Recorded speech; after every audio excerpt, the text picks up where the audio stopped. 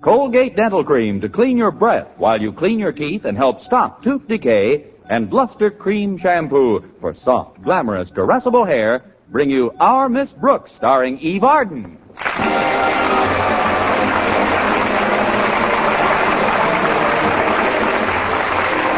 It's time once again for another comedy episode of Our Miss Brooks, under the direction of Al Lewis. Well, running a high school is usually a difficult task. But Osgood Conklin, principal of Madison High, where Our Miss Brooks teaches English, somehow manages to make it seem even harder. Last week, for instance, it was his anti-gambling crusade. Friday morning at breakfast, I discussed the situation with my landlady. But I didn't think gambling was such a big problem at Madison, Connie. It isn't, Mrs. Davis. But Mr. Stone, head of the Board of Education, is cooperating with the DA's office in a county-wide drive against gambling. Naturally, Mr. Conklin hopped on the bandwagon. He's instituted some pretty sweeping reforms in our school. Like what, Connie? Like taking the gum machine out of the cafeteria. Plus which he deputized me to stamp out penny matching. Did you encounter any in your class, Connie? Well, there were a couple of kids matching pennies in the coat closet during a study period, but it only went on for about 10 minutes. 10 minutes? Didn't you stop them, Connie? Oh, of course I stopped them immediately. May I never get my 55 cents back if I didn't. Well, you're not the only teacher at Madison. Why didn't you get Mr. Boynton to help you out? I did. The next 2 times I investigated that coat closet, I took Mr. Boynton with me. And did you find anyone? Gee, I forgot to look.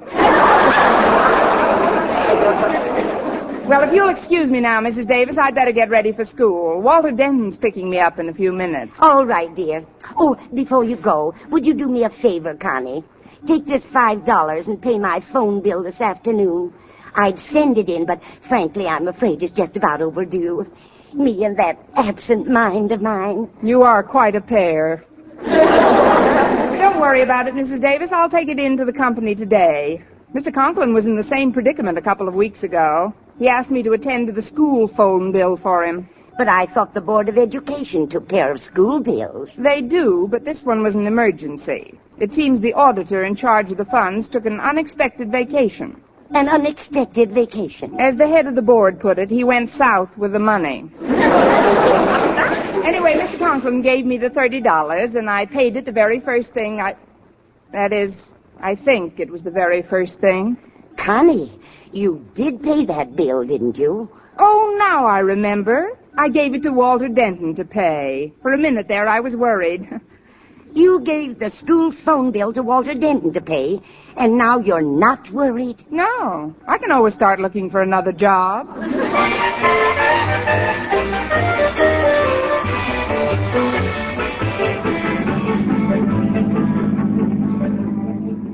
Would you mind decreasing the speed of this rocket ship just a little, Walter? For you, fair one, I'll make the old chariot tiptoe. But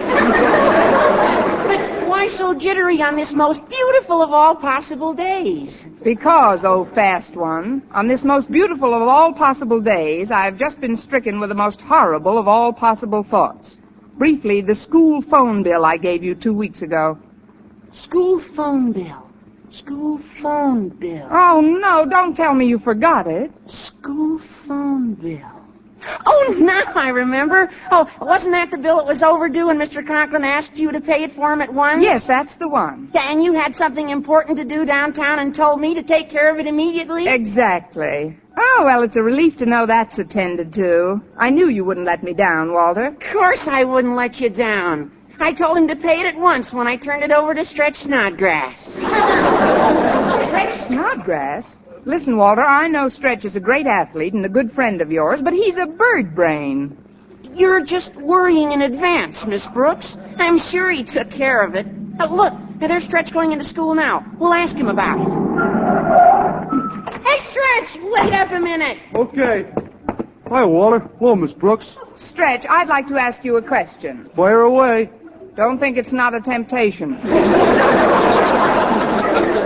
Do you recall the phone bill Walter gave you to pay 2 weeks ago? Remember, Stretch? I told you it was urgent. Urgent?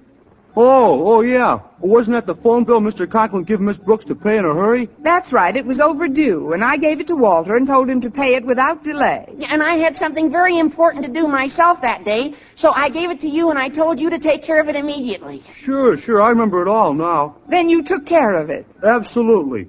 When I handed that bill to my sister, I told her to pay it at once. To whom it may concern, copy this phone bill and send it along with 10 cents to 5 of your friends, and if no one breaks the chain, who knows, someday you may be the lucky recipient of a very low number at Alcatraz.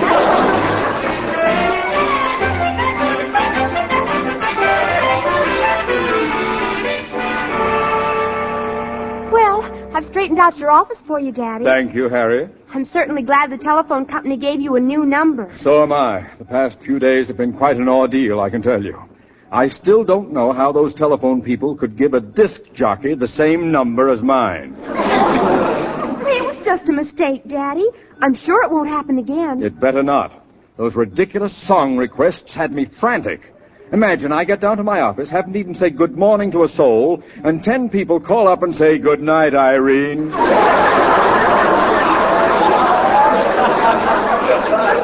Well, it's all over, and you have a brand new number. Well, not a minute too soon. Mr. Stone is coming over to discuss our anti-gambling campaign this afternoon. I still don't understand why the board is so interested in the district attorney's gambling crusade. It's very simple, my dear. They're merely cooperating with all local agencies to run down the head of a big gambling syndicate purported to be operating in this immediate vicinity.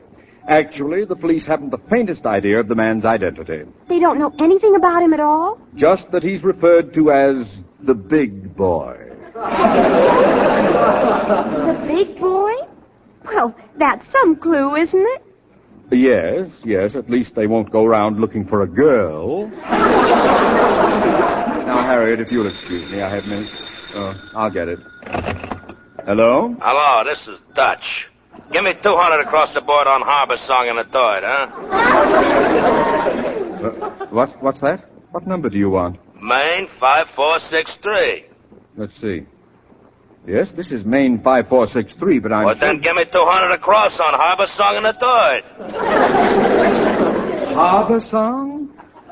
You must have the wrong number. Oh, please, you don't have to be so cagey. We got protection now. Hey, this is Ben a Bookie, isn't it? No, this is Osgood, the principal. I mean, there must be some mistake. Look, the big boy gave us this number to call for track conditions, latest odds, and laying off bets. And a big boy don't make no mistakes. The big boy? Yeah. Now use your head and play ball. What? Or we'll use your head and play ball. 200 across on Harbor Song, huh? Goodbye. What's going on, Daddy? Harriet, this is terrible. I should have quit while I was a disc jockey. By some fiendish mistake, the telephone company has given me the same number as a bookmaker.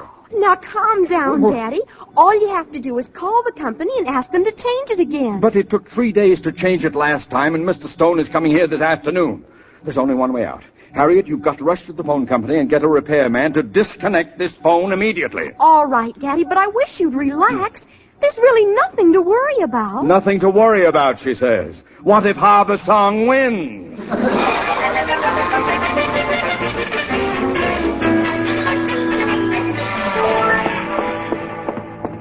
Gosh, Miss Brooks, I thought you'd never come out in the hall. It couldn't be helped, Stretch. My contract here calls for me to teach a little English every day. I'm sorry. Oh, don't be sorry. Most of them kids of yours need to be learned plenty. Well, I just want to tell you I checked up on that phone bill for you. You see, I don't want anybody to go around incinerating that I'm undependable. I don't blame you. That kind of incinerating would burn me up, too.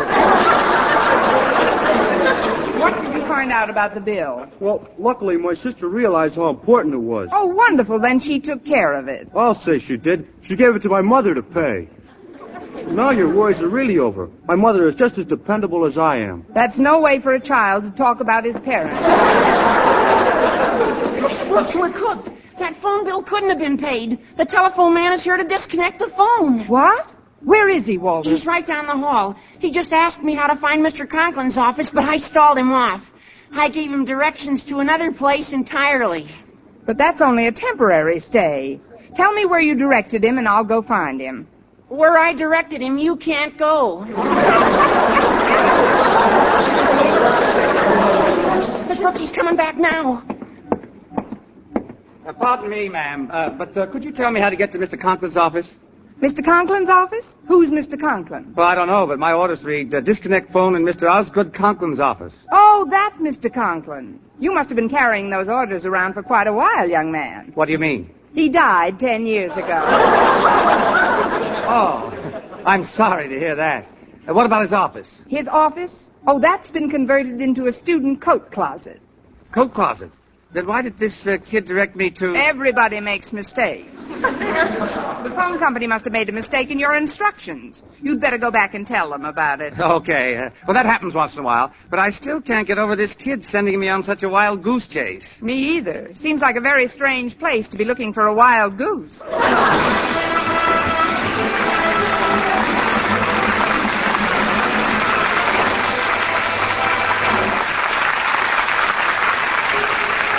Brush your teeth with Colgate. Colgate Dental Cream. It cleans your breath. What a toothpaste. What it cleans your teeth. Colgate toothpaste. Cleans your breath. What a toothpaste. What it cleans your teeth. Colgate Dental Cream cleans your breath while it cleans your teeth. And the Colgate way stops tooth decay best. More than 2 years' research showed the Colgate way of brushing teeth right after eating helped stop more decay for more people than ever before reported in dentifrice history. Yes, the Colgate way stopped tooth decay best. Better than any other home method of oral hygiene. No other toothpaste or powder, ammoniated or not, has proof of such results. And you should know that Colgate's, while not mentioned by name, was the only toothpaste used in the research on tooth decay recently reported in Reader's Digest. Yes, Colgate Dental Cream, and only Colgate Dental Cream, was used in this research. So always use Colgates to clean your breath while you clean your teeth. And when you follow the Colgate way, Colgate Dental Cream stops tooth decay best. Brush your teeth with Colgate. Colgate Dental Cream. It cleans your breath. What a toothpaste. What it cleans your teeth. And the Colgate way stops tooth decay best.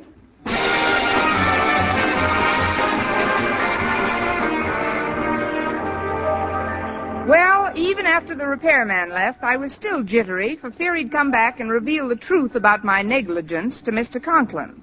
It afforded some relief, however, to sit in the cafeteria at lunchtime and pour my baleful story into the handsome ears of Mr. Boynton. Well, now, let's see if I've got this straight, Miss Brooks. 2 weeks ago, Mr. Conklin gave you the school phone bill, told you it was overdue and must be paid at once. You gave it to Walter Denton. Walter Denton gave it to Stretch Snodgrass. Stretch Snodgrass gave it to his sister. And the green grass grew all around. It's no use talking, Mr. Boynton. I'm probably in big trouble. Supposing that repairman comes back again to disconnect the phone. Well, isn't there some way to pay the bill before that happens? How? The $30 Mr. Conklin gave me, I gave to Walter with the bill, and he gave it to... Well, we've been all through that. Temporarily, we've got to assume it's gone. And the point is, where am I going to get another $30? Well, perhaps some other member of the faculty might help. That's what friends are for, to help one another. Now, I consider myself a friend of yours, Miss Brooks, and, well, I want you to know I'm prepared to assist you in this matter. You mean I can count on you for... $2. I'll canvass the rest of the faculty for the remainder. I know they'll come through for you. You think so, Mr. Boynton? Oh, take my word for it. They'll help you to a man. Right now, I'd rather they just help me to some money. Well, if you'll excuse me, Miss Brooks, I'll go see a few of the... Pardon me, Mr. Boynton. And Miss Brooks, he's back. The telephone man is back. No, where is he, Walter? Well, Stretch and I caught him as he was entering the building, right outside Mr. Conklin's office. You didn't let him get into Mr. Conklin's office. Tell me that you thought of a way to stall him again. Well, I didn't, but Stretch thought of a wonderful way. How? He's sitting on his chest.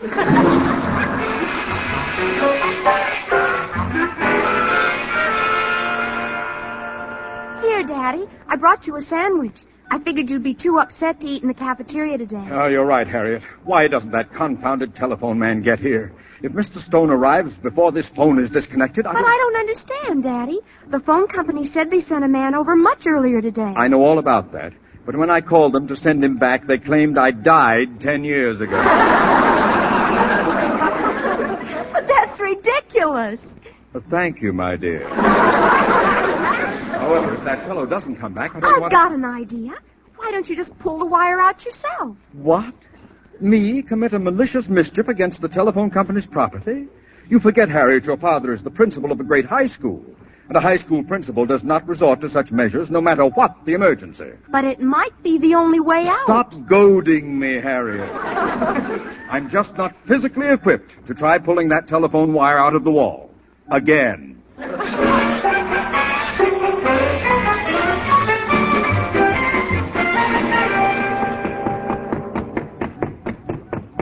Oh, there you are, Stretch. Walter told me what happened. It was the only way, Miss Brooks. I had to do it. I suppose so, but you were taking an awful chance, right outside the principal's office, too. Well, it couldn't be helped. I guess not. Now get off the man's chest, Stretch. Yes, ma'am. This is extremely decent of you. You see, sir, Stretch here probably thought you were a prowler on account of that black bag you're carrying. That's about it, isn't it, Stretch? About? Well, I don't know why all this is going on, but right after you told me Mr. Conklin was dead, the telephone company told me he was alive. Well, everyone's entitled to his opinion.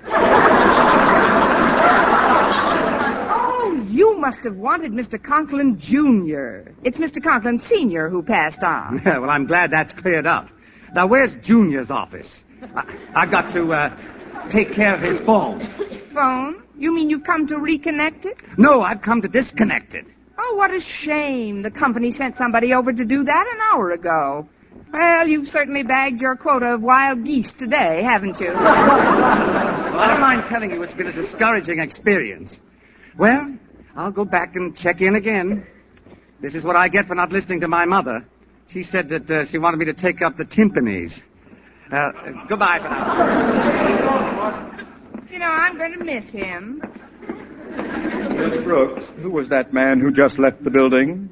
Man, Mr. Conklin? Yes, the man with the brown bag. There was no man, Mr. Conklin. And it was a black bag. Thank you, Snodgrass. Step into my office, please, Miss Brooks. Yes, sir. Now, about that man, the one with the black and brown bag. Was he by any chance the telephone repairman I'd been expecting? Oh, were you expecting a telephone repairman? Yes, Miss Brooks. I've gotten someone else's telephone number by mistake. A mistake which could take 3 days to rectify, whereas it only takes 10 minutes to disconnect the phone from the wall. Oh, is that what he was here for? Precisely. And now, may I ask why you so obviously dismissed him? Well, in a few ill-chosen words, Mr. Conklin, I didn't pay the phone bill when you gave me the money 2 weeks ago, and I thought the repairman was here to disconnect your phone because of my negligence, and I'd like to remain on the premises just long enough to say goodbye to some of my friends. I thank you.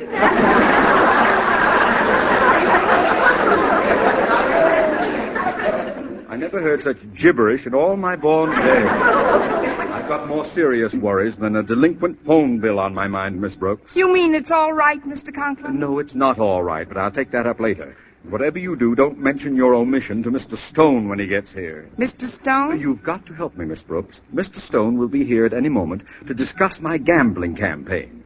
However, some very strange phone calls are liable to interrupt my conference. That's why I want you to sit in on this meeting. Me? But, Mr. Conklin, I'll say that you're taking notes on our discussion. Your main function, however, is to answer the phone. Oh, that's him. But I don't understand, Mr. Conklin. What kind of phone There's calls no have been coming? time for explanations now. Be right there, Mr. Stone. Just act perfectly casual, no matter what you hear when you pick up that receiver. And remember, don't repeat a word of it. Well, Mr. Stone, come in. Thank you, Osgood. Miss Brooks here is going to take some notes on our anti-gambling discussion. That is, if you have no objection. Not at all. Nice to see you again, Miss Brooks. You seem to be in the pink. Want to bet?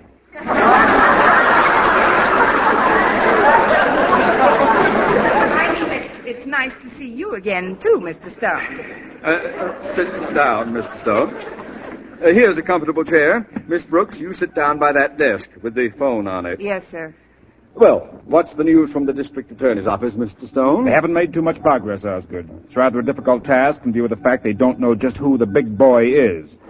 And two, we can't seem to find out where his syndicate headquarters are located. But they do think it's in this area. Definitely. Oh, good, good. Then it's just a question of time before the bell rings for his final round. Would you get that, please, Miss Brooks? Yes, sir. Hello? This is Dutch again. Who's this?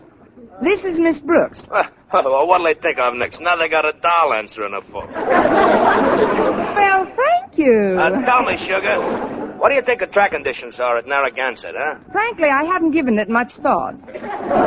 Who's that you're talking to, Miss Brooks? It's Dutch, Mr. Conklin. Please make it brief, Miss Brooks. Tell him we're busy. Yes, sir. I'm sorry, Dutch, but we're quite occupied at the moment. And Occupied? Oh, look, now, don't give me no rush, Jack. Frenchie told me I should call whenever I feel like it. Oh. Mr. Conklin, Dutch says that Frenchie told him to call. Dutch, Frenchie, who are they? A couple of delegates we know from the United Nations.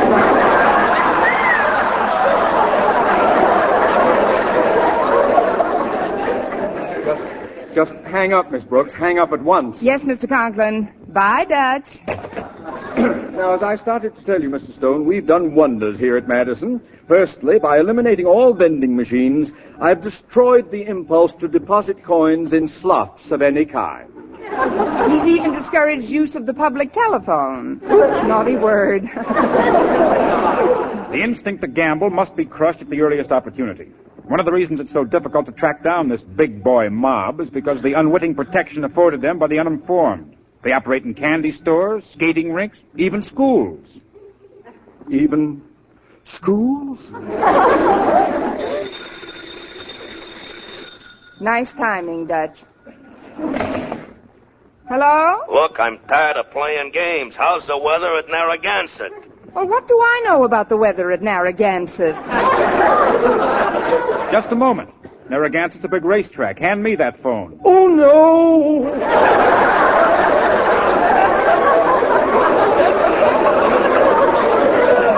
Hello, Dutch. The conditions at Narragansett are weather clear, track fast. Now, would you like to make a bet? Hatchet Man should be a cinch on a fast track, and we got a load bet on him with us. I better lay off about 600 across the board, huh? 600 on Hatchet Man. It's a bet. Ah, good, good. That's one thing about the big boy. He makes you pay through the nose, but he gives you the service, huh? Well, so long. So long.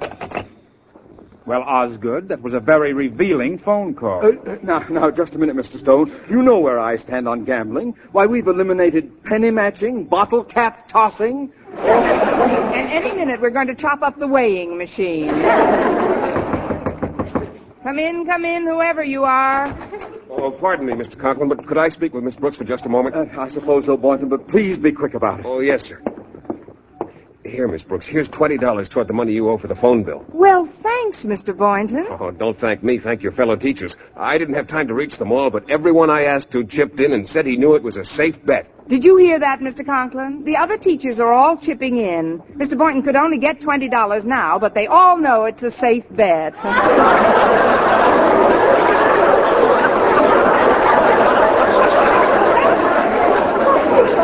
Safe bet, eh? Miss Brooks, tell me, is this money for the Hatchet Man, too? Naturally, but I don't think that's a very flattering way to refer to Mr. Conklin. Perhaps he'd like it better if I refer to him by his real name. Eh, big boy? Big boy! Mr. Stone, there's been a frightful misunderstanding. Miss Brooks, tell Mr. Stone what this money is for. But, Mr. Conklin, you told me not to mention it. Well, mention it! Mention it!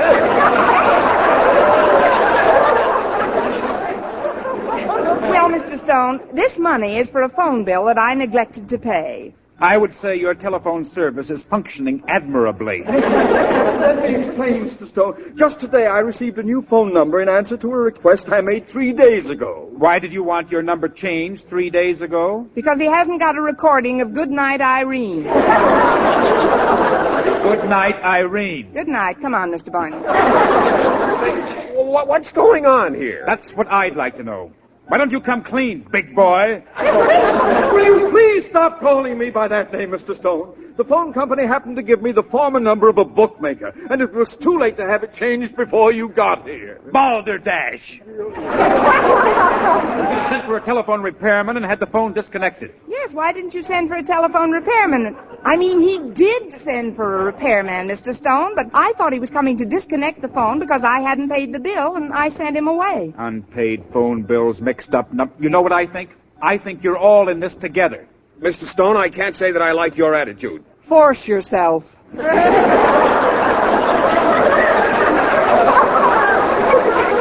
Miss Brooks, can you give me one shred of evidence to support this fantastic phone bill story? Well, sir, Excuse me, everybody, but the door was open, so I thought I'd just botch on in. I've got the news you've been waiting for all day. Really, Stretch? What part of the school is on fire? No, it's about the phone bill. I just found out my mother paid it. She paid it? Sure, here's the receipt. Well, I guess this answers your request for evidence, Mr. Stone. Here, take a look at this. Just what does this receipt mean, Miss Brooks? Read it, you'll see. I already have. Now suppose you read it. Certainly. Received from Madison High School, $30. Signed, the Consolidated Gas Company.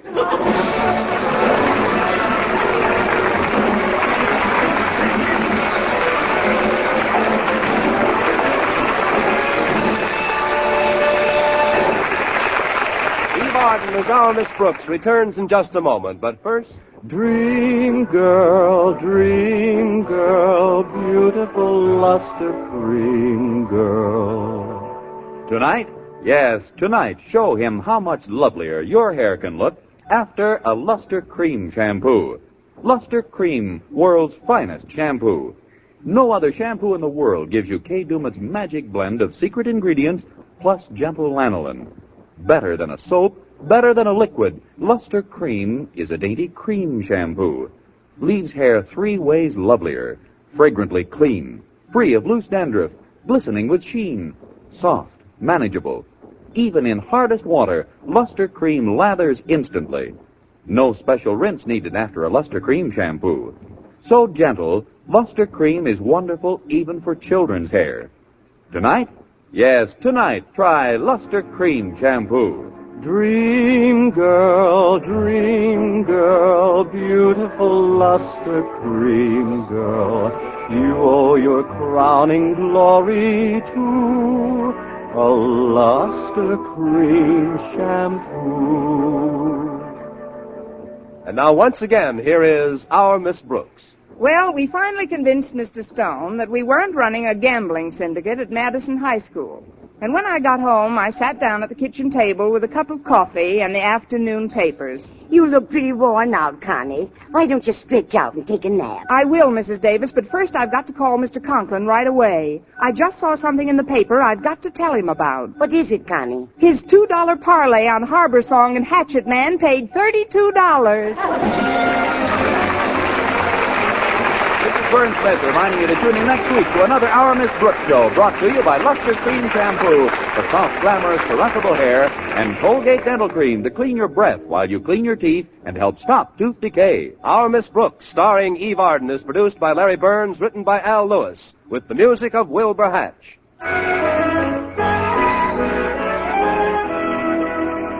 You want a beauty soap for a beauty bath. And your bath becomes a beauty bath when you change to proper cleansing with Palmolive soap. For bathing with this beauty soap brings you the full beautifying effects of Palmolive's mild and gentle lather, proved by doctors to bring most women lovelier complexions in just 14 days. Bath-size Palmolive is designed to give you everything you need for all-over beauty care. Fragrance for daintiness, mildness for loveliness, purity for gentleness, big bath size for thriftiness. So get big bath size Palmolive. So mild, so pure, so right for all of you. Be sure to listen to Mr. and Mrs. North every Tuesday over this same network. And be with us again next week at this same time for another comedy episode of Our Miss Brooks. Bob Lamont speaking. Stay tuned now for Jack Benny. This is CBS, the Columbia Broadcasting System. Colgate Dental Cream to clean your breath while you clean your teeth and help stop tooth decay, and Luster Cream Shampoo for soft, glamorous, caressable hair bring you Our Miss Brooks, starring Eve Arden.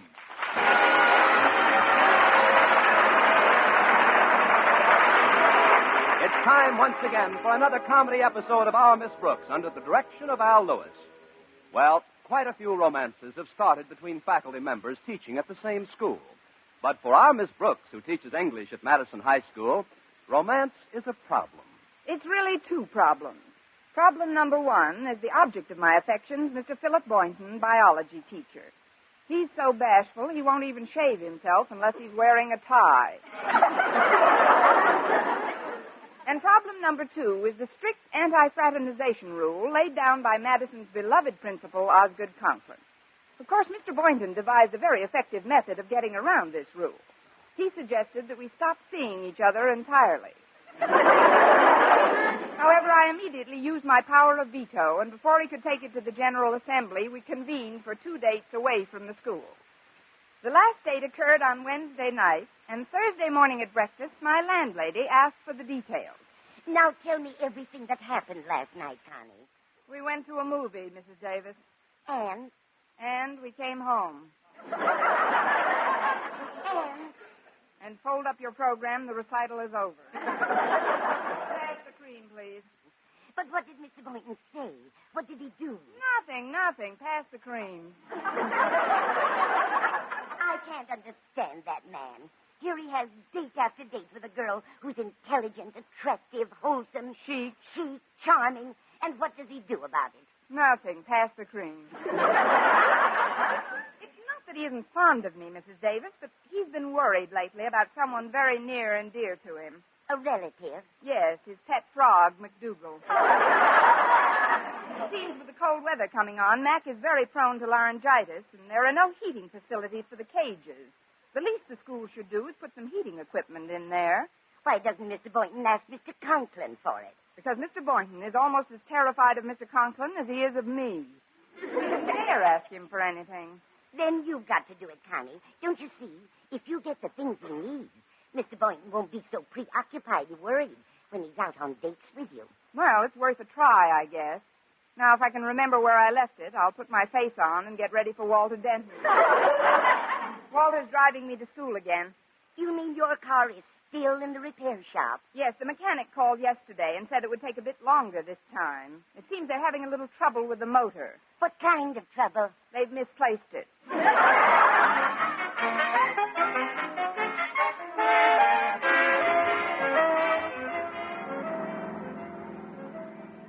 I'm glad you picked me up early today, Walter. I've got to stop into Mr. Conklin's office before my first class. What a depressing way to start off the day. I'm glad I don't have to see our beloved principal this morning. I'm low enough already. Low? I feel gloomier than a school teacher's personality. Present company accepted, of course. Of course. But what's the reason for this blue mood? Did Harriet Conklin give you the go-by? Oh, no, ma'am. No, Harriet and I are still an item. It's Stretch Snodgrass who's preying on my mind. Maybe that's because he hasn't got one of his own. I know he's never been exactly a beacon of brilliance scholastically, Miss Brooks, but on that gridiron he's always been a tower of strength. Up to last week, that is. What happened last week? Well, you saw the game last Saturday. Didn't you see what he did? Sure. He picked up a fumble and ran 85 yards with it. First, I couldn't quite figure out why I was the only one in my section who was cheering. He ran the wrong way. How Oakhurst beat us on that one numbskull play. Oh, but if you think that was bad, you should see Stretch at practice. He's just awful out there. His blocking is positively sad, and his tackling's getting everybody down. Isn't that what it's supposed to do? Oh, Miss Brooks, this is no laughing matter. If Stretch doesn't perk up, we'll lose our big game to Clay City next week. Well, what do you think is the cause of this change in him, Walter? Well, I know what it is. The big goof's in love. Love? And the trouble is he won't tell anybody who the girl is. Hey, wait a minute. He's very fond of you, Miss Brooks. Maybe you could straighten him out. You know, have a talk with him and I'd like to help, Walter, but I've got a more pressing problem this morning. That's why I'm going straight to Mr. Conklin's office. What could possibly be more pressing than Madison's winning the battle of the year? My winning the battle of Boynton's lab.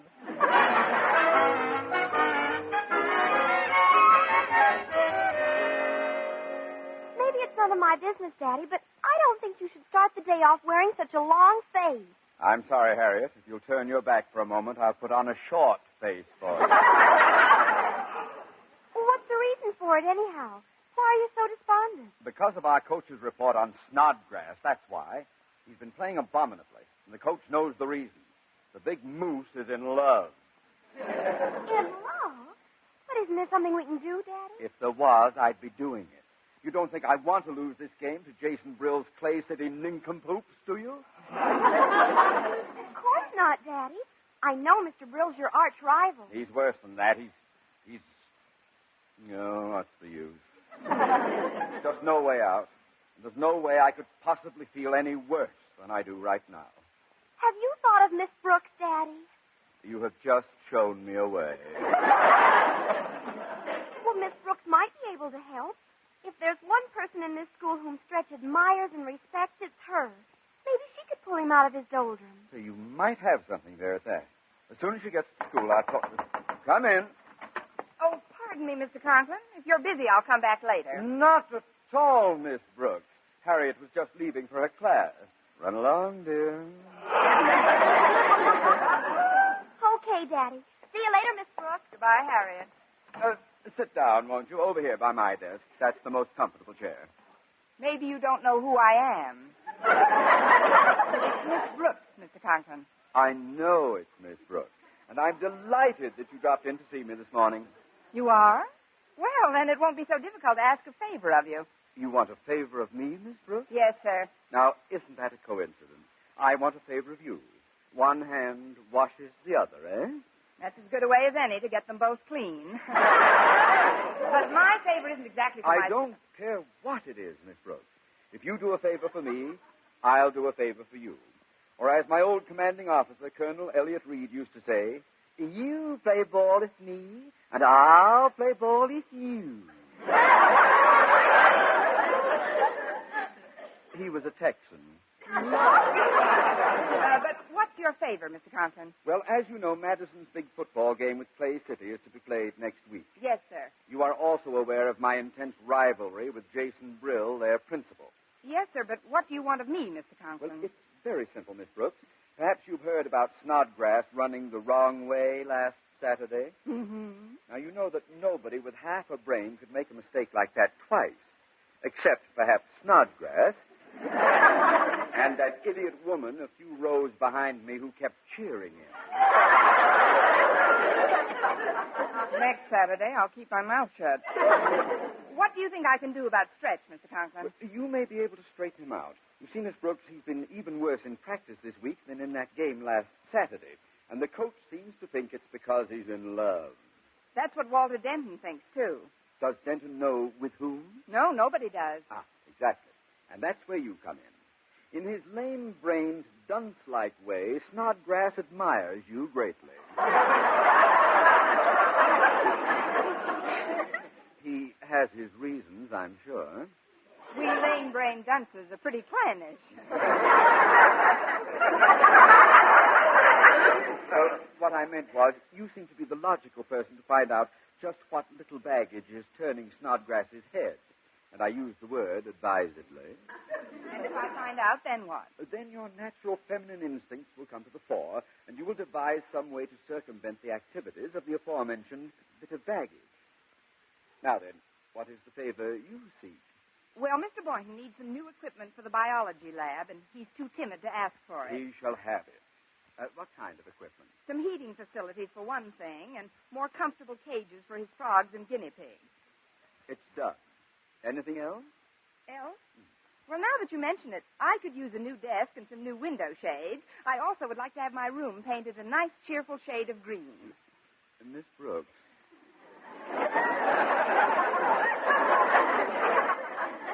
You are speaking with Osgood Conklin, not winner-take-all.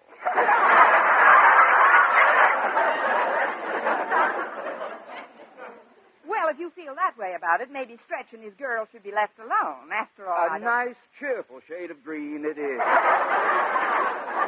Now, you're sure you know what to do, Miss Brooks? Leave it to me, Mr. Conklin. When I get through with him, Stretch will not only check his baggage, he won't call for her for 30 days.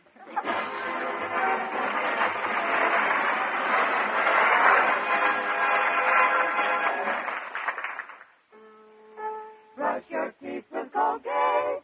Colgate Dental Cream. It cleans your breath. What a toothpaste. While it cleans your teeth. Colgate toothpaste. Cleans your breath. What a toothpaste. While it cleans your teeth. Colgate Dental Cream cleans your breath while it cleans your teeth. And the Colgate way stops tooth decay best. More than 2 years' research showed the Colgate way of brushing teeth right after eating helped stop more decay for more people than ever before reported in dentifrice history. Yes, the Colgate way stopped tooth decay best, better than any other home method of oral hygiene. No other toothpaste or powder, ammoniated or not, has proof of such results. And you should know that Colgate, while not mentioned by name, was the only toothpaste used in the research on tooth decay recently reported in Reader's Digest. Yes, Colgate Dental Cream, and only Colgate Dental Cream, was used in this research. So always use Colgates to clean your breath while you clean your teeth. And when you follow the Colgate way, Colgate Dental Cream stops tooth decay best. Brush your teeth with Colgate. Colgate Dental Cream. It cleans your breath. What a toothpaste. While it cleans your teeth. And the Colgate way stops tooth decay best.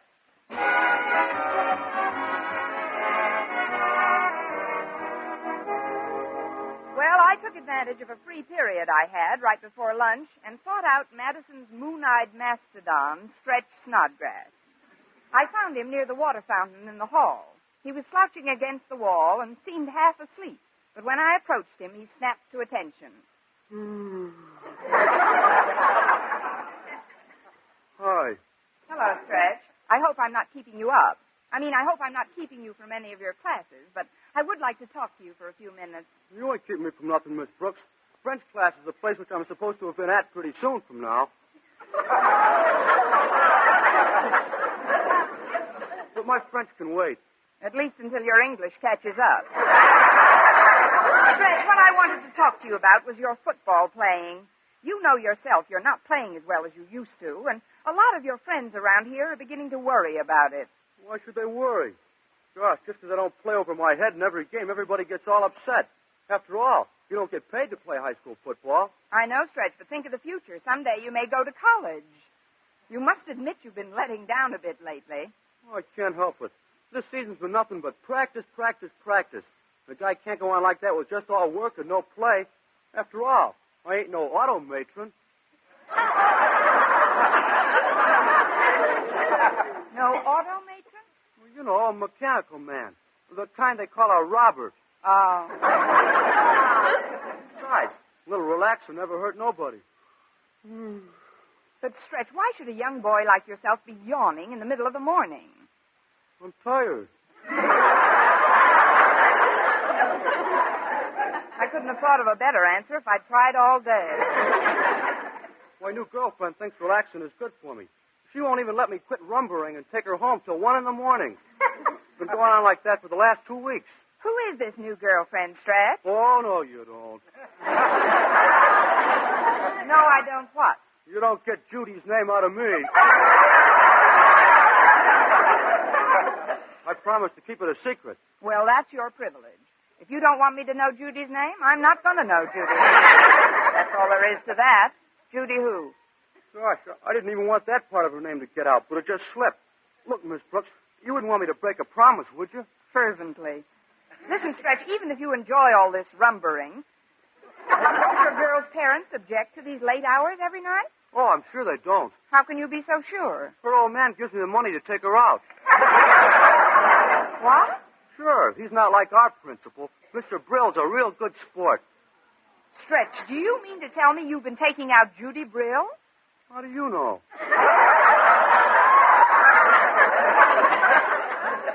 A little bird brain told me. Oh,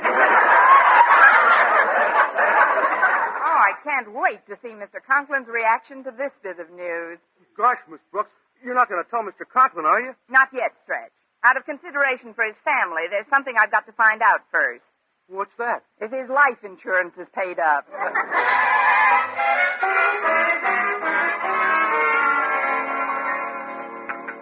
I've talked through your entire lunch, Mr. Boynton, but it couldn't be helped.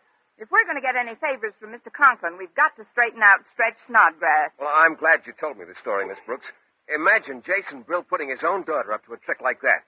What kind of a girl is this Judy Brill, anyhow? Well, you know the expression, sweet 16 and never been kissed? Yes. When this kid reached 12, she was ineligible.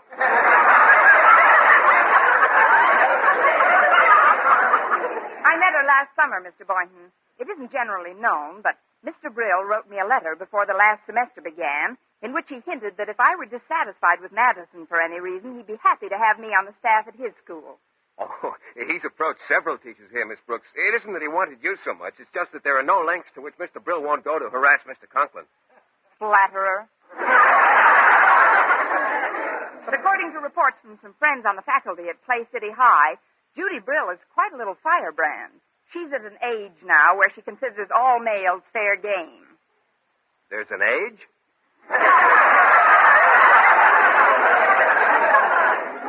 This boy's been learning biology as well as teaching it. Look, Mr. Boynton, when I found out that Stretch was going with Jason Brill's daughter, I devised a plan. We're going to beat Jason Brill at his own game and using the same kind of weapon. But, Miss Brooks, I don't understand. Even if you and I were married today, where could we get a 16-year-old daughter by Saturday?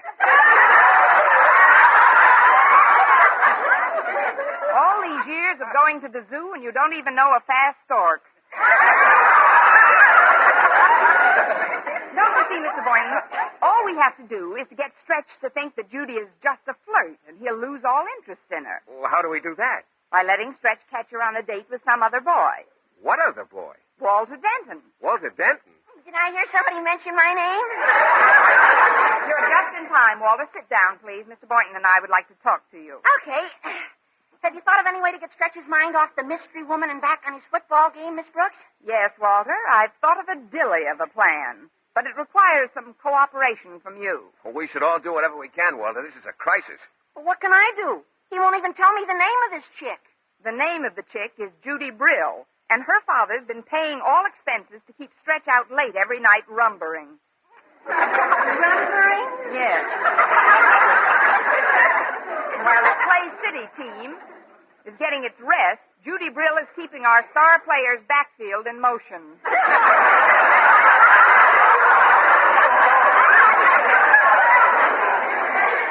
But I know the kind of a boy Stretch is, and if we can arrange to have him catch Judy with another boyfriend, I know he'll forget all about her. Well, not only forget about her, but it might make him so mad he'll go out on that field Saturday and play the game of his life. Say, that sounds like a swell idea.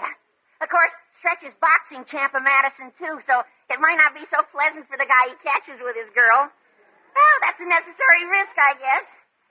Who's the chump you've got lined up to be the patsy in this?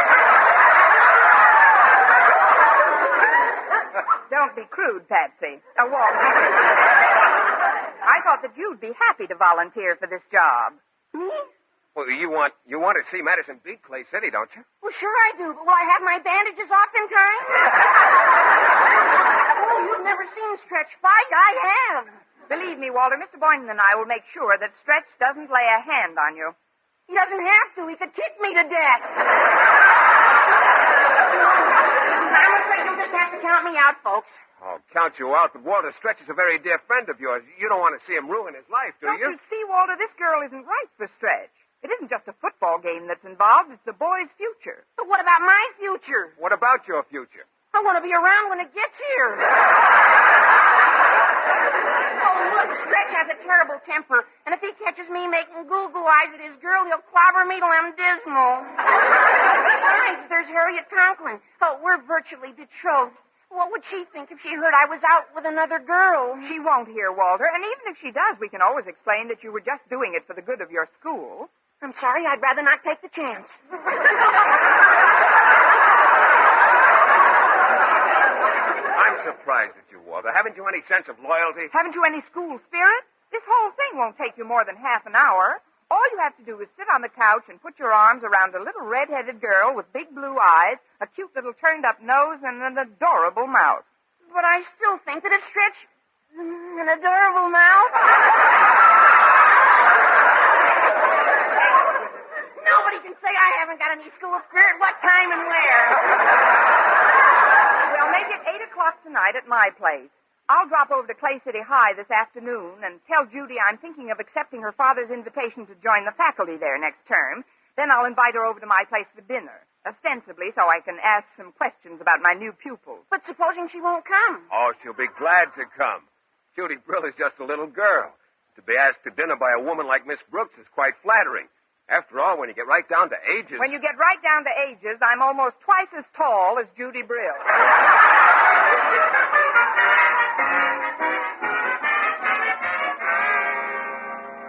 I'm glad you were able to come over this evening, Judy. Me too, Miss Brooks. The dinner was wonderful, and I've enjoyed talking to you about your teaching at Clay City next term. I suppose you feel you should be out dancing Stretch's feet off, but you've still got 3 nights before the big game, and not seeing you tonight will only make you more anxious. You're so right.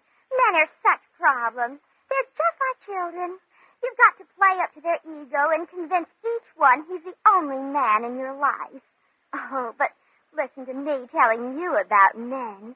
A sophisticated, charming woman like you. Oh, I just wish I had your knowledge of men. Want to trade?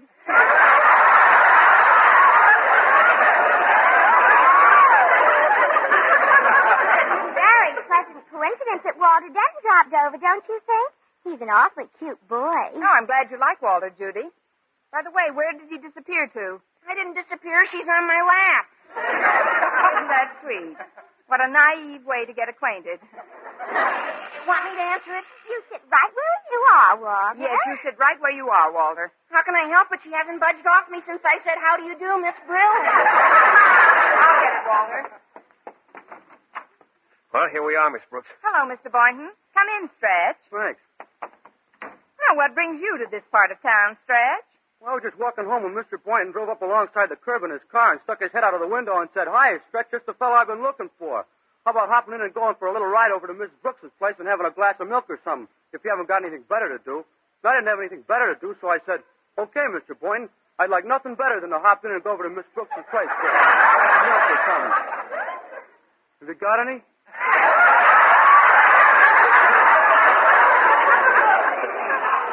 So that's what brings you to this part of town. I'll give you some milk later, Stretch. There are some friends of yours in the living room. Come on in. Pardon me, kids, but we've got company. Hi, Walter. I didn't know that.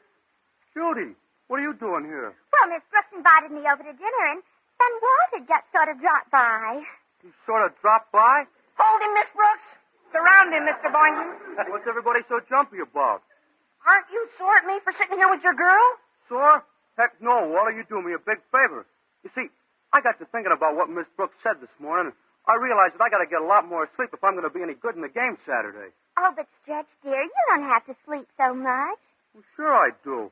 It ain't that I don't appreciate what you and your dad done for me, Judy, and I certainly ain't mad about all that rumbering. It's just that for an athlete, rumbering's not as good as slumbering. Now, Walter, if I may make a suggestion, I think you should drop Miss Brill off at the bus station. What's this all about, anyway? Is this some kind of a plot? Turnabout is fair play, Miss Brill. Yeah. And if you'll excuse me right now, I'll turn about and hit the road. I'll excuse all of you right now.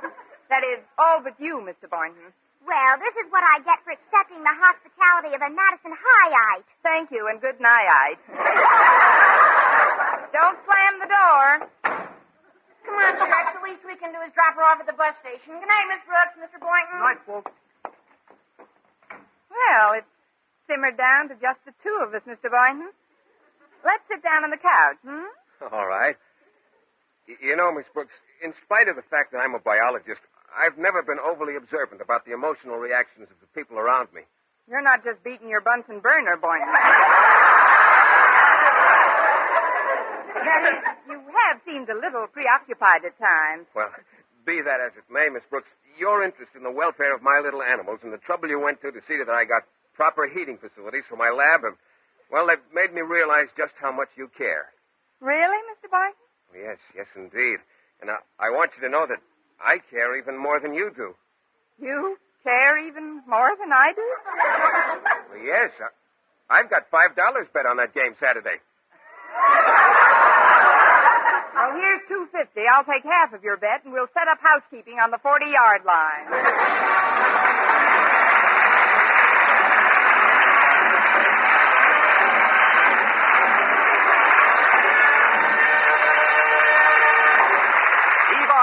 returns in just a moment, but first, dream girl, beautiful luster cream girl. Tonight? Yes, tonight. Show him how much lovelier your hair can look after a Luster Cream shampoo. Luster Cream, world's finest shampoo. No other shampoo in the world gives you Kay Daumit's magic blend of secret ingredients plus gentle lanolin. Better than a soap, better than a liquid, Luster Cream is a dainty cream shampoo. Leaves hair 3 ways lovelier. Fragrantly clean, free of loose dandruff, glistening with sheen, soft, manageable. Even in hardest water, Luster Cream lathers instantly. No special rinse needed after a Luster Cream shampoo. So gentle, Luster Cream is wonderful even for children's hair. Tonight? Yes, tonight, try Luster Cream shampoo. Dream girl, beautiful luster cream girl, you owe your crowning glory to a luster cream shampoo. And now, once again, here is Eve Arden. Here's a message for every young man over 17 years of age. Your National Guard offers you opportunities to train in your spare time while living at home. Yes, train with your hometown buddies using Army and Air Force equipment under the direct supervision of veteran Army and Air Force instructors. You'll receive valuable military experience, increase your civilian skill, and at the same time you'll be paid at regular service rates. Join the National Guard unit in your community now.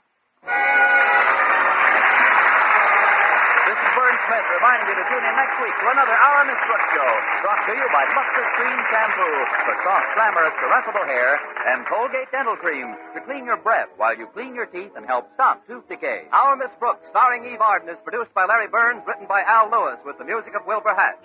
Mr. Boynton is played by Jeff Chandler, Mr. Conklin by Gail Gordon. Others in tonight's cast were Jane Morgan, Dick Crenna, Gloria McMillan, Leonard Smith, and Sandra Gould.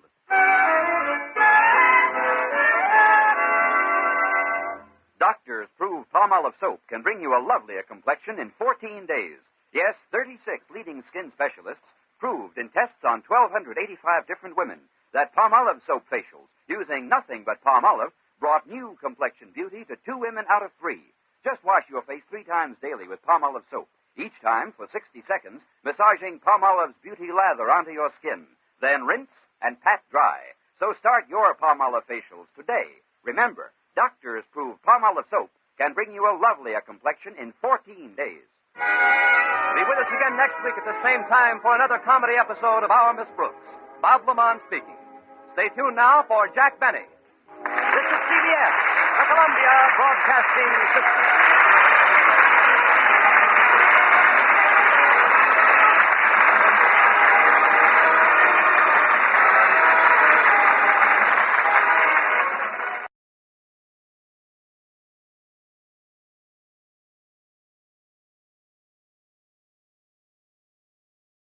Colgate Dental Cream to clean your breath while you clean your teeth and help stop tooth decay, and Luster Cream Shampoo for soft, glamorous, caressable hair bring you Our Miss Brooks, starring Eve Arden.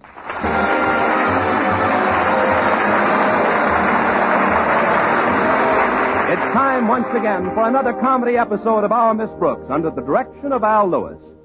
Well, the past few days haven't been easy ones for our Miss Brooks, who teaches English at Madison High School. It seems that she is called upon to assume additional duties whenever Mr. Conklin, Madison's beloved principal, loses a secretary. At breakfast Thursday morning, Miss Brooks discussed her plight with her landlady. It's not only the added work that bothers me, Mrs. Davis. It's Mr. Conklin's temper. I know, Connie. Osgood is a natural-born sourball. Lemon-flavored. No wonder he can't keep a secretary. Why, do you realize that since the fall term started, he lost 3 of them? 3 secretaries in a month? How is that possible? Well, the first one lasted a week. She quit because she couldn't stand his yelling. The second one quit after 4 days for the same reason, and the third secretary left before she even started. Why did the third one quit? She heard Sourball screaming at the second one. He has another one coming over today, and believe me, it's not a minute too soon. You've been doing an awful lot of extra work this past week. Has Mr. Conklin given you anything for it? He's given me plenty, but I just don't listen. What annoys me more than anything else, though, is his latest suggestion, that I need glasses. Glasses? But your vision is 20/20, isn't it? Sure. At least as far as I know. But I made a few mistakes in typing yesterday, and he insisted that I stop in at an optometrist this morning and get a prescription for glasses. Well, don't take it so hard, dear. There's nothing serious about wearing glasses. Now, here, eat your apple fritters. I'll say they look good. What's this brown stuff next to them? That's apple butter. Or if you'd rather have apple jelly, that's in this dish over here, near the picture of apple juice. You see, I'm celebrating National Apple Week this morning. I would never have guessed. Oh, that's Walter Denton. He's going to drop me at the optometrist this morning. The door's open, Walter. Come on in.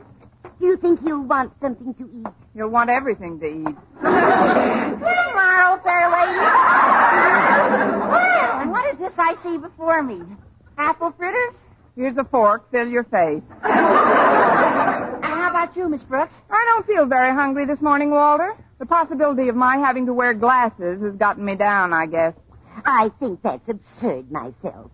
I wish you'd tell Miss Brooks how little wearing glasses will affect her looks. Oh, sure. Oh, you shouldn't worry about glasses hurting your looks, Miss Brooks. I shouldn't? Of course not.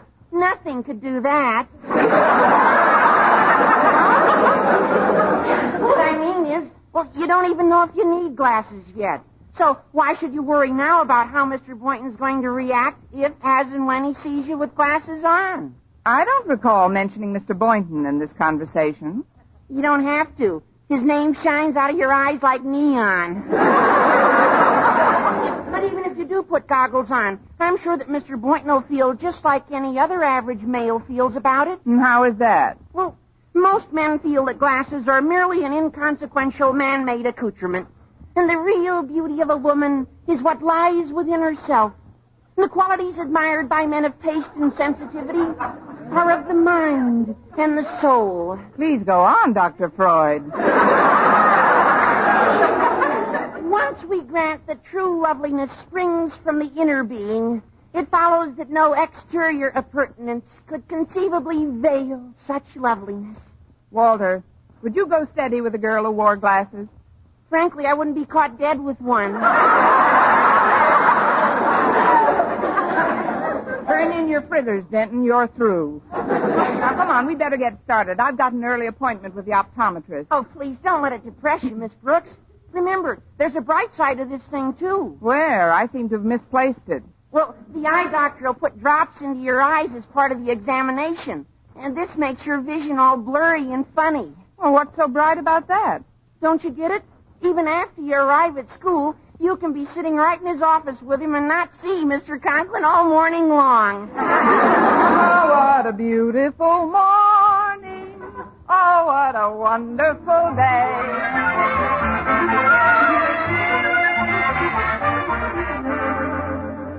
Oh, what a beautiful morning. Oh, what a beautiful day. You certainly are chipper this morning, Daddy. Singing in your office and wearing a big white carnation. I wish some of the teachers could look at you now. Well, why don't you sell tickets? I'm merely trying to keep up my spirits in the face of the many arduous duties I'm called upon to perform. Have you completed arrangements for Uncle Henry's party tonight? Not quite, my dear, but I'll attend to it presently. I don't know why his bachelor friends insist on giving a man a party simply because he's going to get married. To me, that's exactly like feeding a bear a nice big antelope steak and then pushing him into a trap. Why, Daddy, I'm surprised at you. Stag parties are an old American custom, and I think it's flattering that Uncle Henry's friends picked you to arrange the entertainment. This makes the third stag party you've arranged, doesn't it? Counting the one he left at the altar, this makes number 4 for Uncle Henry. Now, you'd better run along to your class, Harriet. I've got several things to attend to. All right, Daddy. Don't work too hard. I'll try not to. There'll be a hot time in the old town tonight. This is the principal's office. Osgood Conklin himself speaking. Hello, Mr. Conklin. This is Mitzi Leroy. Some friends of your brother-in-law told me you were planning a little celebration for him tonight.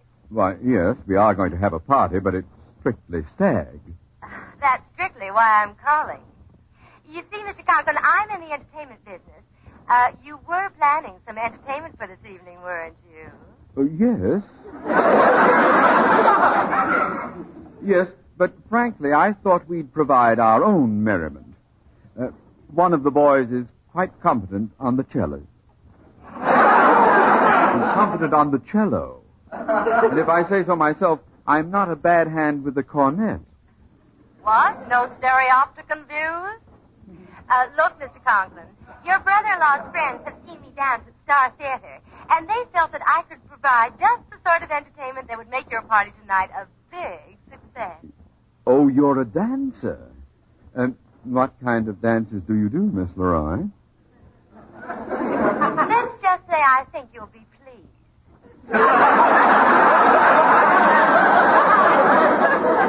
My fee for the evening is $50, plus an additional charge of $7.50. What's that for? Balloon insurance. Now, about my costume. Just a minute. Just a minute. You'll have to excuse me now, Miss Leroy. I'll take up this matter of entertainment with some of the other fellows and then make my decision. Oh, then you want me to contact you later? That would be fine. Oh, thank you, Mr. Conklin. Goodbye. Goodbye. Come in. Come in. Oh, good morning, Mr. Conklin. How are you today? Fine, thank you. But I'm at my desk. You're talking to the umbrella stand. Oh, I'm sorry. It's these drops in my eyes. Mr. Conklin, what's the matter with you? What do you mean, what's the matter with me? Your face is so white, and it's all wrinkled. You're looking at the carnation in my buttonhole. Oh, thank goodness. I didn't see how your head could be leaning against your shoulder like that. But this blurry vision should pass in a couple of hours, and then I can type up the notes you need for the PTA meeting tonight. That won't be necessary, Miss Brooks. My new secretary is coming in this morning. Besides, I won't be addressing the PTA members tonight. There's another affair I have to attend. Another affair? Yes, my brother-in-law is getting married next week, and we're giving him a little party. Oh, Henry. Who's the lucky fourth? I mean, who's going to address the PTA meeting if you don't show up? Mr. Stone, the head of the Board of Education, has kindly consented to go in my place. He'll be over this afternoon to pick up my speech. Now, I've got to leave for a while, so I'll appoint Harriet to monitor your first class, and I'd like you to stay here and take charge of my office until the new secretary arrives. Where are you going, Mr. Conklin? We're just chock full of curiosity today, aren't we? It so happens that I have a little shopping to do for the party. Some of Henry's friends will expect a bit of punch. I'm going to get the fruit for it now. Peaches and things. Be careful of that fruit, Mr. Conklin. What do you mean? Judging from the way your eyes looked after the last stag, you ran into some very bloodshot peaches.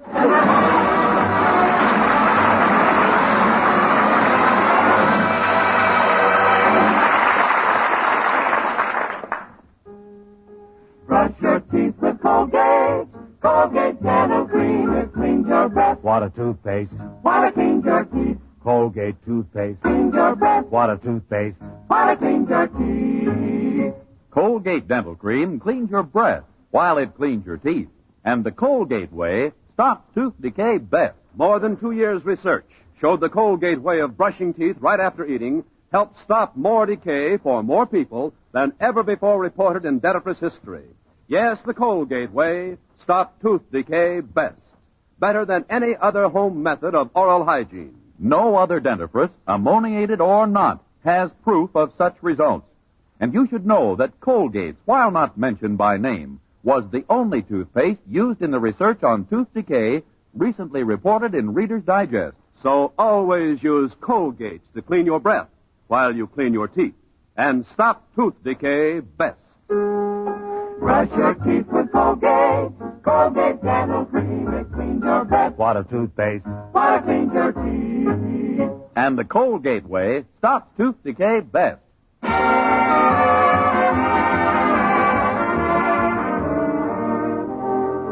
Well, when Mr. Conklin left to go shopping for his brother-in-law's stag party, I sat in his office and waited for A, his new secretary, and B, the effects of my eye drops to wear off.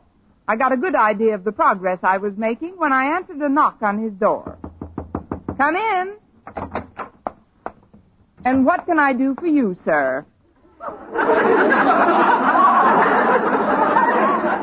first thing you can do is take another look. What? Oh, it's a girl. Congratulations. You see, I've had some drops in my eyes, and they're still quite blurry.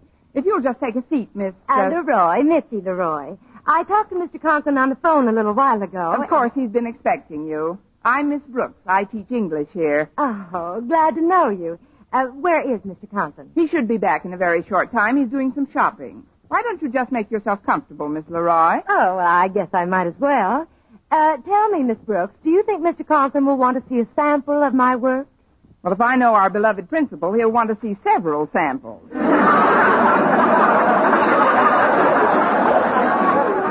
Sounds like he's pretty hard to please. Oh, you'll get used to him. I'm glad you got here, though. If you hadn't, I would have had to do your work for tonight.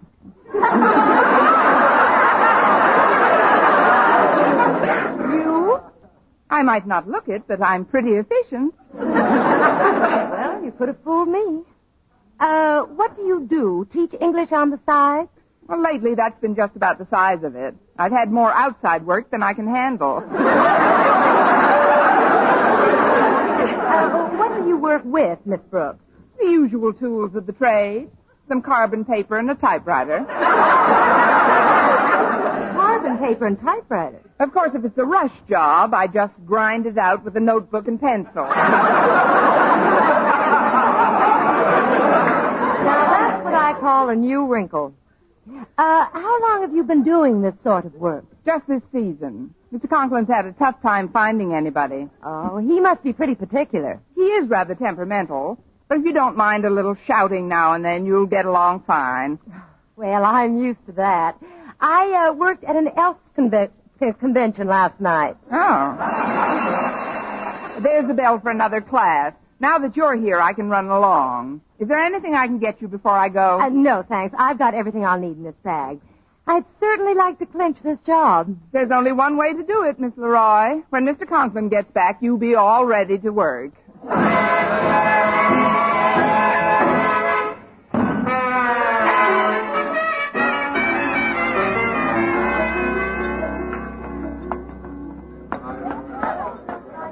Miss Brooks, come on over to my table. All right, Walter. My, the cafeteria's jammed as usual. Yeah, that's why I like to get off in a corner and... Say, where did you get the tortoiseshell glasses? I just borrowed them from Miss Richardson. They don't actually do anything for my vision, but I want to try an experiment. Oh? Well, where is Mr. Boynton? Mr. Boynton? Sure. You want to see how he reacts if you really do have to wear glasses? Where is he? He's coming through that aisle over there. What aisle? The same one you're leaving by. Find it on the table like a good boy. Okay, Miss Brooks. I gotta look for Harriet Conklin anyway. I'll see you in the not-too-distant future. Or the not-too-present present. Oh, pardon me, Miss Brooks. Do you mind if I join you at this table? Not at all, Mr. Boynton. I've been more or less expecting you. Oh, good. Now, I'll just set this tray down. Oh, I certainly had a difficult morning. Some of those kids just flatly refused to learn biology. So do some adults, I know. Well, now that you're here, Mr. Boynton, do you notice anything different? Different? Yes. Look closely. Well, what do you know about that? They put a bottle of ketchup on every table. That is pretty exciting, especially for people who have a red tooth. That's not what I had in mind. Mr. Boynton, do you remember how I looked yesterday? At what? Not at anything. I just want to know how I looked to you when you looked at me. Well, you look fine. Thank you. Now, how do I look to you today? Fine. Let's have a glass of ketchup. I don't understand, Miss Brooks. Just what is it you'd like me to observe? Have you got a new hairdo, or did you manicure your nails in a different shade? Oh, forget about it, Mr. Boynton. As a matter of fact, I'm delighted with the result of my little one-man quiz program. Now let's eat, huh? Very well. My, that spinach of yours looks very appetizing. So nice and green. That's corned beef hash. Spinach is this gray stuff over here. Oh, by the way, Miss Brooks, there's something I meant to ask you when I first sat down at the table. What's that, Mr. Boynton? Why are you wearing Miss Richardson's glasses? So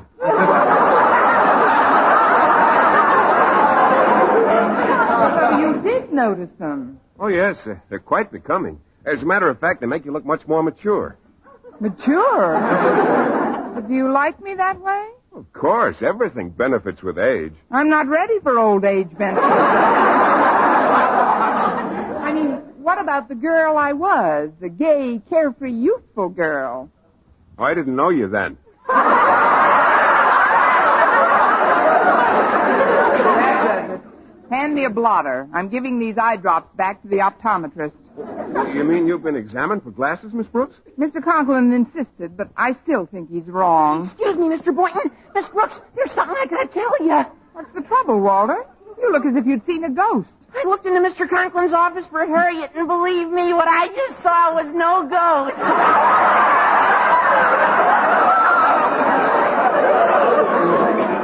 What did you see? Holy cow! Oh, now calm down, Walter. I presume you're referring to Mr. Conklin's new secretary.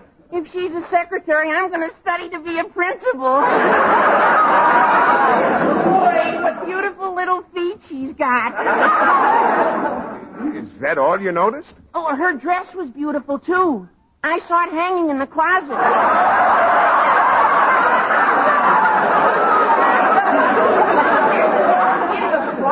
Yeah, she's wearing a French bathing suit. Don't you see, Miss Brooks?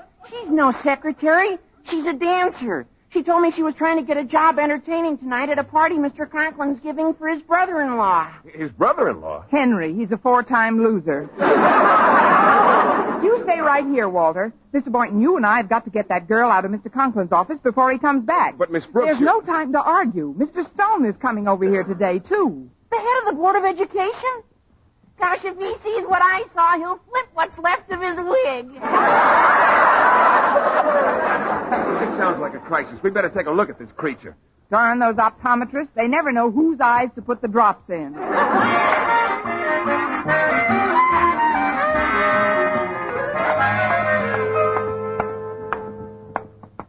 We can't just burst into Mr. Conklin's office, Mr. Boynton. He may have returned. You're right, Miss Brooks. I'd better knock. Come in. Well, that doesn't sound like Mr. Conklin. Well, hello. Holy cow! Miss Leroy, what are you doing in that French bathing suit? Blowing up my balloon. I work with several of them. Oh, but there's been a terrible misunderstanding. You've got to leave here at once. Oh, what's the hurry, honey? Don't you think you should introduce me to your friends? No, I don't. That isn't very polite, Miss Brooks. Miss Leroy, my name is Philip Boynton. I teach biology here. What time? Please, Miss Leroy, you ought to put some more clothes on. She'll catch her death of cold that way, don't you think so, Miss Brooks? Yes, but not soon enough. Now, where are your things, Miss Leroy? I'll help you get dressed. Oh, they're on that chair by the desk. But I've got to do an audition for this job tonight. You told me yourself to get ready, Miss Brooks. That's when I thought you were a secretary. Now, will you please put your dress on? Oh, it's too late, Miss Brooks. Mr. Conklin's just coming in the front door. I saw him through the window. Well, it's about time he showed up.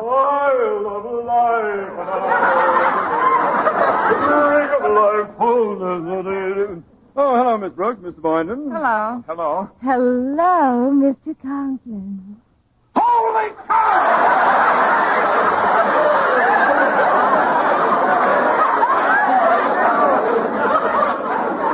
Miss Brooks, I left you in charge of this office. What is this woman doing here in that getup? She's just blowing up her balloon. I'm Lindsey Leroy, Mr. Conklin. I spoke to you on the phone, don't you remember? The balloon dancer? But how did you get in here? Miss Brooks let me in. She's the one who told me to get ready for my audition. That was when my eyes were still blurred from the drops this morning, Mr. Conklin. I thought You and your lame excuses. Do you realize that Mr. Stone is due here any moment to pick up a speech I wrote for the PTA meeting tonight? But, Mr. Conklin... And do you realize further that the title of that speech is Propriety in Our Schools? Holy smoke! Well, that's a switch on Holy Cow. How am I going to explain this woman to Mr. Stone? Well, maybe we could say she's one of the students, Mr. Conklin. One of the students? Standing in my office in a French bathing suit? We could say she just got out of French class. That's Mr. Stone now. Miss Leroy, please, you've got to hide. Hide? But where? In my closet, that's it. Take your balloons and get in that coat closet. Oh, but it's dark in there. I'm afraid to stay in the dark alone. If you want me to, I'll go into the closet with her, Mr. Conklin.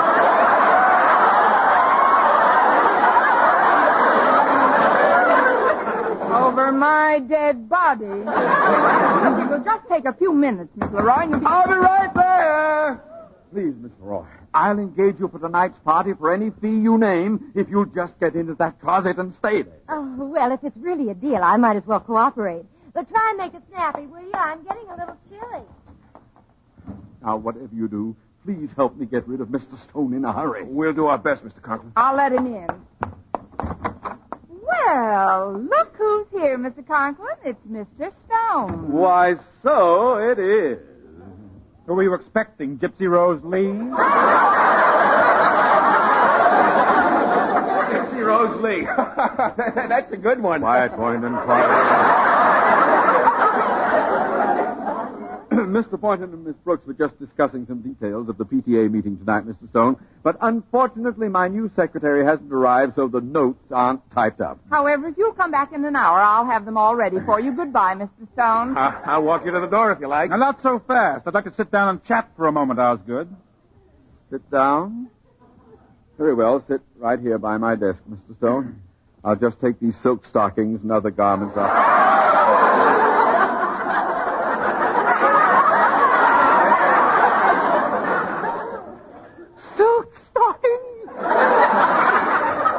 Silk stockings.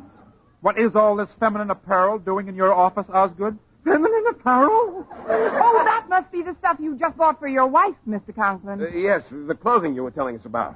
None of this is wrapped, and those garments look as if they've just been worn. Well, Mr. Conklin and his wife are both the same size, and somebody's got to try. Now, you finished chatting with Mr. Conklin. I have not finished. Gesundheit. Gesundheit. Gesundheit. Gesundheit. Now, about this speech you've written, Osgood, Now, wait a minute. That's very strange. What's very strange? There were 4 Gesundheits and only 1 sneeze. If all 4 of us said Gesundheit, who sneezed? Well, it was probably just an auditory illusion, Mr. Stone. Sometimes... Gesundheit. Gesundheit. Gesundheit. I pass.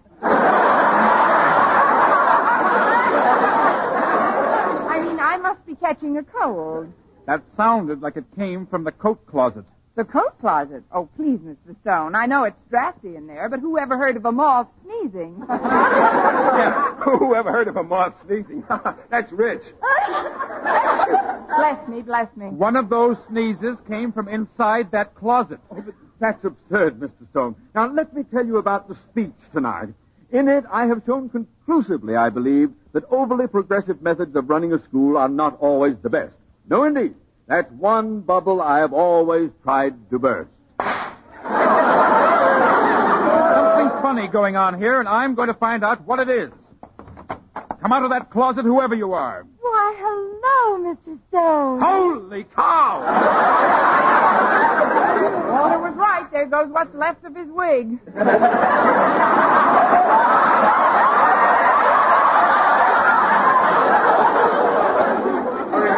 Explain to Mr. Stone. Oh, you don't have to explain who I am to Mr. Stone. I'm sure he remembers little Mitzi from the Elks convention he attended last week. Hello, Mitzi. Oh, so you know each other. Oh, certainly. Mr. Stone and I got acquainted at that convention. but I'd better be getting on home now. Can somebody give me a lift? Well, I'll be glad to drive you if you have no transportation. If she has no transportation, he says. Listen, Mr. Boynton, Mr. Stone can drive Miss Leroy home. They're fellow elks. But I joined our local lodge the other night. That makes me a brand new elk, too. Well, if you want to live to be an old elk, you'll keep your antlers out of this whole deal. Eve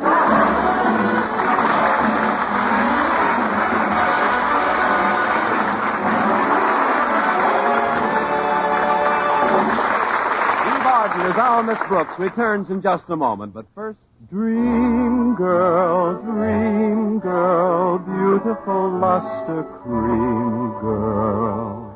Tonight? Yes, tonight. Show him how much lovelier your hair can look after a Luster Cream shampoo. Luster Cream, world's finest shampoo. No other shampoo in the world gives you Kay Daumit's magic blend of secret ingredients plus gentle lanolin. Better than a soap, better than a liquid, Luster Cream is a dainty cream shampoo. Leaves hair 3 ways lovelier. Fragrantly clean, free of loose dandruff, glistening with sheen, soft, manageable. Even in hardest water, Luster Cream lathers instantly. No special rinse needed after a Luster Cream shampoo. So gentle, Luster Cream is wonderful even for children's hair. Tonight? Yes, tonight, try Luster Cream shampoo. Dream girl, beautiful luster cream girl.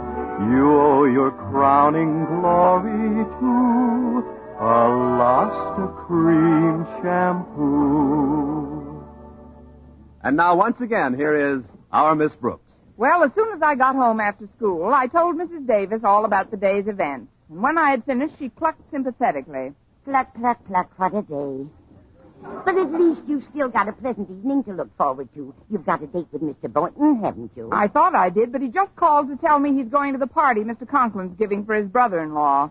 On top of that, the new secretary never did show up, so I'll be saddled with all that extra work this week. That's too bad, Connie. But I'm particularly sorry to hear that you have no date for tonight. It's just as well, Mrs. Davis. It'll give me a chance to practice. Practice what, Connie? Typing? No, blowing up a balloon without getting too winded to dance. This is Vern Smith reminding you to tune in next week to another Our Miss Brooks show brought to you by Luster Cream Shampoo for soft, glamorous, caressable hair and Colgate Dental Cream to clean your breath while you clean your teeth and help stop tooth decay. Our Miss Brooks, starring Eve Arden, is produced by Larry Burns, written by Al Lewis with the music of Wilbur Hatch. Doctors prove Palmolive soap can bring you a lovelier complexion in 14 days. Yes, 36 leading skin specialists proved in tests on 1,285 different women that Palmolive soap facials, using nothing but Palmolive, brought new complexion beauty to 2 women out of 3. Just wash your face 3 times daily with Palmolive soap, each time for 60 seconds, massaging Palmolive's beauty lather onto your skin. Then rinse and pat dry. So start your Palmolive facials today. Remember, doctors prove Palmolive soap can bring you a lovelier complexion in 14 days. This is CBS, the Columbia Broadcasting System.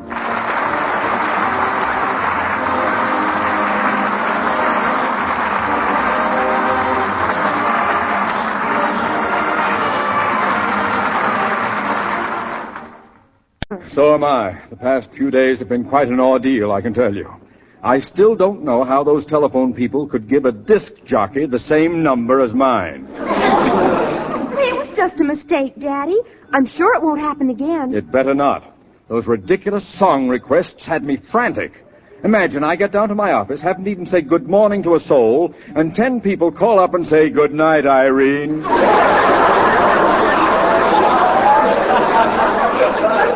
Well, it's all over, and you have a brand new number. Well, not a minute too soon. Mr. Stone is coming over to discuss our anti-gambling campaign this afternoon. I still don't understand why the board is so interested in the district attorney's gambling crusade. It's very simple, my dear. They're merely cooperating with all local agencies to run down the head of a big gambling syndicate purported to be operating in this immediate vicinity.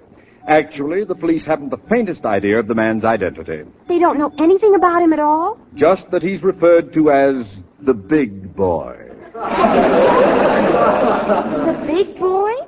Well, that's some clue, isn't it? Yes, at least they won't go around looking for a girl. Now, Harriet, if you'll excuse me, I have minutes. I'll get it. Hello? Hello, this is Dutch. Give me 200 across the board on Harbor Song and the Third, huh? What's that? What number do you want? Main 5463. Let's see. Yes, this is Main 5463, but I'm... Well, then give me 200 across on Harbor Song and the Third. Harbor Song? You must have the wrong number. Oh, please, you don't have to be so cagey. We got protection now. Hey, this is Ben a Bookie, isn't it? No, this is Osgood, the principal. I mean, there must... Colgate Dental Cream to clean your breath while you clean your teeth and help stop tooth decay, and Luster Cream Shampoo for soft, glamorous, caressable hair bring you Our Miss Brooks, starring Eve Arden.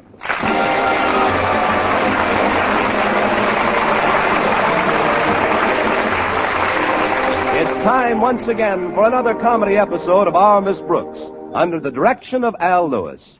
Well, running a high school is usually a difficult task. But Osgood Conklin, principal of Madison High, where our Miss Brooks teaches English, somehow manages to make it seem even harder. Last week, for instance, it was his anti-gambling crusade.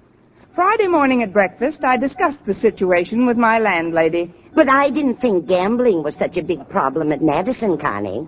It isn't, Mrs. Davis. But Mr. Stone, head of the Board of Education, is cooperating with the DA's office in a county-wide drive against gambling. Naturally, Mr. Conklin hopped on the bandwagon.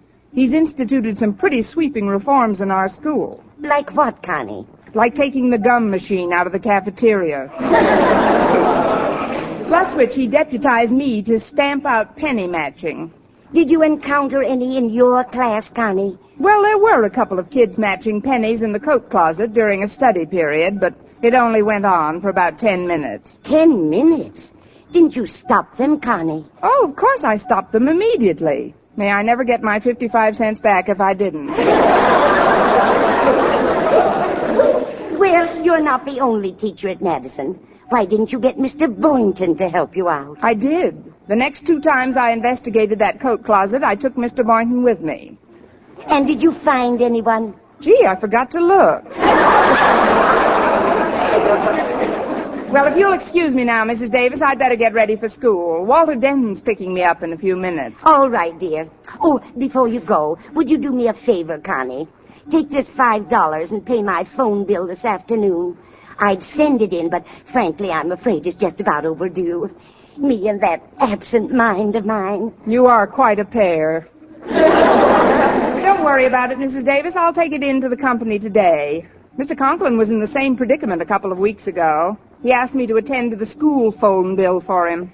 But I thought the Board of Education took care of school bills. They do, but this one was an emergency. It seems the auditor in charge of the funds took an unexpected vacation. An unexpected vacation? As the head of the board put it, he went south with the money. Anyway, Mr. Conklin gave me the $30, and I paid it the very first thing I think it was the very first thing. Connie, you did pay that bill, didn't you? Oh, now I remember. I gave it to Walter Denton to pay. For a minute there, I was worried. You gave the school phone bill to Walter Denton to pay, and now you're not worried? No. I can always start looking for another job.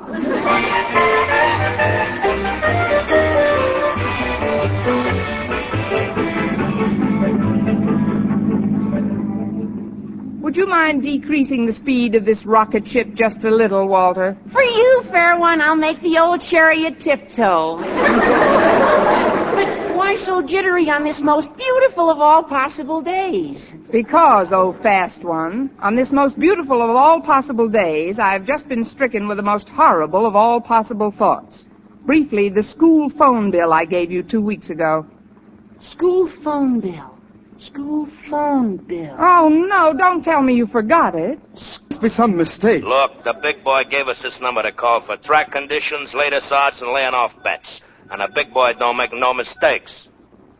The big boy? Yeah. Now use your head and play ball. What? Or we'll use your head and play ball. 200 across on Harbor Song, huh? Goodbye. What's going on, Daddy? Harriet, this is terrible. I should have quit while I was a disc jockey. By some fiendish mistake, the telephone company has given me the same number as a bookmaker. Now, calm down, Daddy. All you have to do is call the company and ask them to change it again. But it took 3 days to change it last time, and Mr. Stone is coming here this afternoon. There's only one way out. Harriet, you've got to rush to the phone company and get a repairman to disconnect this phone immediately. All right, Daddy, but I wish you'd relax. There's really nothing to worry about. Nothing to worry about, she says. What if Harbor Song wins?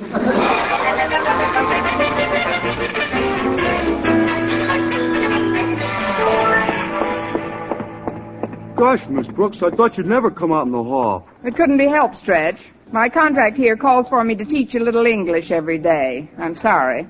Oh, don't be sorry. Most of them kids of yours need to be learned plenty. Well, I just want to tell you I checked up on that phone bill for you. You see, I don't want anybody to go around incinerating that I'm undependable. I don't blame you. That kind of incinerating would burn me up, too. What did you find out about the bill? Well, luckily my sister realized how important it was. Oh, wonderful. Then she took care of it. I'll say she did. She gave it to my mother to pay. Now your worries are really over. My mother is just as dependable as I am. That's no way for a child to talk about his parents. School phone bill. Oh, now I remember. Oh, wasn't that the bill that was overdue and Mr. Conklin asked you to pay it for him at once? Yes, that's the one. Yeah, and you had something important to do downtown and told me to take care of it immediately? Exactly. Oh, well, it's a relief to know that's attended to. I knew you wouldn't let me down, Walter. Of course I wouldn't let you down. I told him to pay it at once when I turned it over to Stretch Snodgrass. Stretch Snodgrass? Listen, Walter, I know Stretch is a great athlete and a good friend of yours, but he's a bird brain. You're just worrying in advance, Miss Brooks. I'm sure he took care of it. Look, there's Stretch going into school now. We'll ask him about it. Hey, Stretch, wait up a minute. Okay. Hi, Walter. Hello, Miss Brooks. Stretch, I'd like to ask you a question. Fire away. Don't think it's not a temptation. Do you recall the phone bill Walter gave you to pay 2 weeks ago? Remember, Stretch? I told you it was urgent. Urgent? Oh, yeah. Wasn't that the phone bill Mr. Conklin gave Miss Brooks to pay in a hurry? That's right. It was overdue, and I gave it to Walter and told him to pay it without delay. Yeah, and I had something very important to do myself that day, so I gave it to you and I told you to take care of it immediately. Sure. I remember it all now. Then you took care of it. Absolutely. When I handed that bill to my sister, I told her to pay it at once. To whom it may concern. Copy this phone bill and send it along with 10 cents to 5 of your friends, and if no one breaks the chain, who knows, someday you may be the lucky recipient of a very low number at Alcatraz.